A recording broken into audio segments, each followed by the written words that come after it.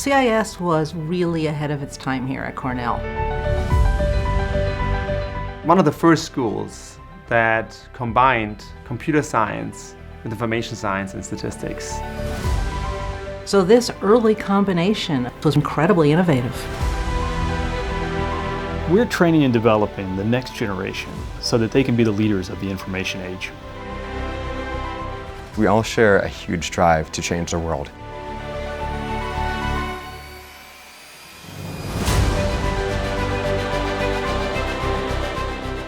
The late 1990s feels like a long time ago now. I think our experiment in 1999 helped change the landscape of higher education in the US.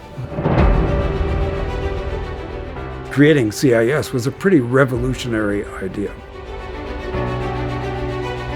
The founders of CIS saw the kind of change that computing could have ahead of time. My vision of the future was that in the near future, every student at the university is going to need some computer science.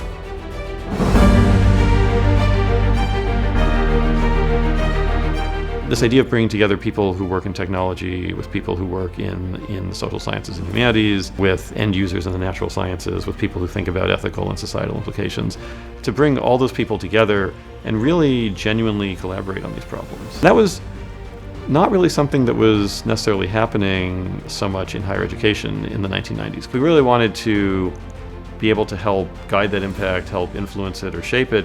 What we've learned in the intervening 20 years is that so many of the really interesting and really hard problems are not just about the technology. They're about the technology and how the technology is used and the societies in which it's used. Within the walls of CIS, I think we're making science fiction become a reality. It's about asking, what am I making here? What am I making and how can I apply that to the world? And how is that going to change things? There's a huge set of opportunities available for research, for collaborations, for new ideas in statistics, as well as for having a real-world impact. How do humans interact with computers? How do humans interact with robots? How do robots interact with humans? And how do computers change the way humans interact with each other? How should we think about the way that technology impacts folks who maybe live in nursing homes and have dementia? How can we think about their privacy differently?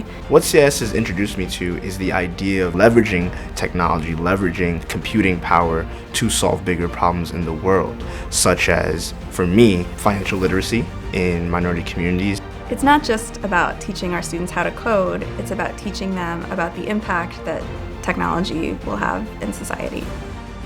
We're trying to solve a grand challenge of how do we sustainably feed 10 billion people in 2050. Systems and tools that I developed will eventually impact 10 billion people a few decades down my career. We're trying to ignite in our students a certain fearlessness to use their creativity and their abilities with technology to really try taking these ideas and using them to accomplish good in the world. I tell my students this is the best time to be alive because you have this hope of solving these great problems. We actually have the ability to completely define where we go with technology right now.